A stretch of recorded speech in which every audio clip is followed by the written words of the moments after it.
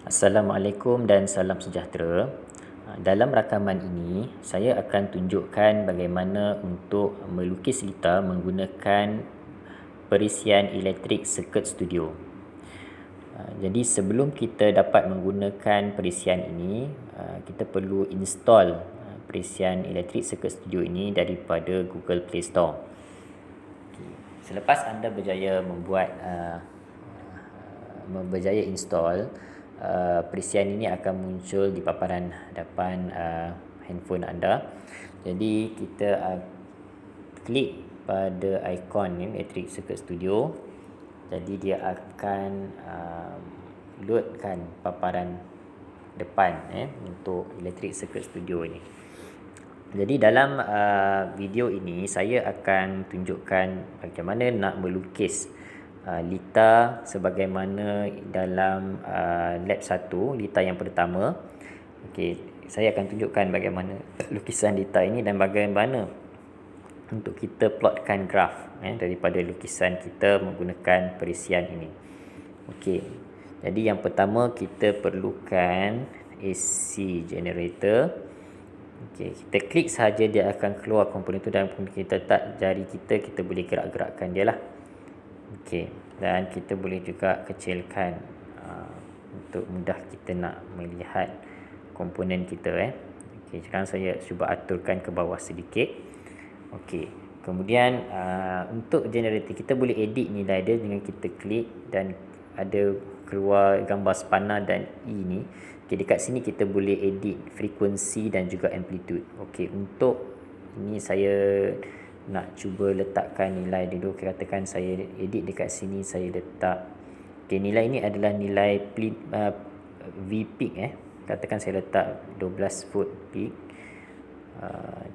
untuk amplitude, dan untuk frekuensi saya letakkan 50 Hz.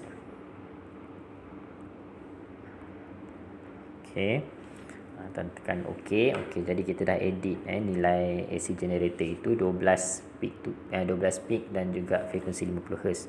Okey, kemudian katakan sekarang kita nak masukkan diode untuk membentuk bridge circuit. Okey, jadi kita perlukan 4 diode. Okey, jadi yang pertama kita keluarkan, kemudian kita rotate position dia ikut pada yang kita nak. Okey, kemudian keluarkan yang kedua, rotatekan dan kita susun di atas paparan hadapan ini. Yang berikutnya susun. Okey, dan yang berikutnya kita rotate dia dan kita susun. Okey, kemudian kita akan buat sambungan. Okey, jadi kita sambung. Okey, untuk kita buat connection, okey, sebelum tu kita keluarkan dulu perintang Okey, perintang kita letak di bahagian output. Rotatekan dia. Okey, kita letak di hujung sini. Okey, so sekarang kita nak buat sambungan. Okey, cara nak buat sambungan ni, nampak button pencil dekat bawah ni, kita klik dekat pencil tu, and then kita klik titik mula kita nak, titik akhir dia akan bersambung. Okey, mula akhir dia akan bersambung. Sini pun sama, mula akhir dia akan bersambung. Di sini klik sini. Tak sampai. Okey, kita buat lagi. Okey, kemudian mana-mana point yang kita nak hubungkan, kita just klik dan dia akan terhubung Okey, kemudian sini kita boleh adjust dulu kalau kita nak lukisan lebih kemas. Okey, kemudian sambung sikit. Setiap kali kita nak buat connection, kita tekan 2 titik lah. Okey, kemudian sini kita perlukan satu ground. Ground kita letakkan di bawah. Okey, adjust sikit ground. Okey, kemudian kita sambungkan titik ground dan juga Pavilion Jaya sambung dengan bridge skirt ya. Okey, dan satu lagi ini dan juga bahagian ground ya, kita kenakan. Okey, sekarang kita dah tadi kita tengok ini bernilai 1K, jadi kita highlight pada perintang, kita ubah nilai perintang kepada 1 kilo ohm 3 kilo ohm. Alright. Sekarang kita dah ubah ke 3 kilo ohm. Alright. Okey, dah lengkap dah kita punya sambungan. Okey, sekarang ni untuk kita melihat gelombang kita tahu ini daripada AC, keluaran AC kita boleh lihat 12 volt peak AC sign. Macam mana kita nak tengok input signal tu? Okey, kita klik pada satu line dekat sini untuk laluan dia dan kita klik E. Okey, yang bentuk bujur mata ni, kemudian kita klik lagi dekat run and show all. Kita klik and then kita klik run and show all, kita akan nampak. Okey, ini adalah bentuk gelombang dekat laluan ni lah. Sebab apa kita nampak separuh sahaja?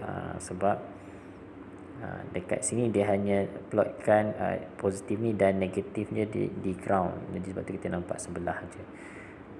Okey. Kemudian kalau kita nak tutup, kita tekan balik E, tekan balik dekat sini, dia akan padam line tu. Okey. Jadi kalau kita nak tengok dekat titik yang lain, contoh kita highlight yang bawah, tekan E, run and show all. Okey, dia tunjuk ini pula. Ini yang negative cycle dia. Okey. Jadi ini sebenarnya dia dah plotkan keluaran rectifier tu. Maknanya kalau kita plotkan dua-dua sekali, okey, contoh kita biarkan ini dan kita highlight lagi satu, kita tekan E. Okey, so dia akan ada dua line, satu hijau, satu lagi berwarna merah. Jadi kalau kita run, dia akan plot dua graf. Jadi kita akan nampak bentuk gelombang yang seolah-olah bersambung lah. Sebab ini untuk positif, dia tunjukkan yang positif sahaja. Sini dia tunjukkan yang bahagian negative cycle sahaja. Kalau kita combine dua gelombang tu, kita akan nampak bentuk pulse tu lah. Okey, so kalau kita nak lagi jelas, okey, sekarang kita tutup dulu bahagian sini dan sini. Okey, untuk tutup kita klik je line yang bercolor tu, klik balik E, dia akan hilang color lah. Okey, jadi sekarang kita tengok dekat bahagian output bahagian output dekat perintang ni. Okey, jadi kita klik E, kita klik and run and show all. Kita nampak dekat keluaran rectifier kita adalah dalam bentuk pulse signal. Okey, sebab ini adalah keluaran bagi full wave bagi bridge rectifier. Kita akan nampak bentuk pulse macam ni. Okey, ini untuk data yang pertama. Sebenarnya untuk input sepatutnya kita akan nampak yang bentuk AC itulah, yang berayun tu. Tapi sebab untuk simulation ni dia tak ada point, dia hanya ada point positif, tak ada point negatif. Point negatif dia directly ke ground. Sebab tu kita tak nampak input wave. Okey, tapi kalau kita pakai transformer, kita boleh nampak input wave.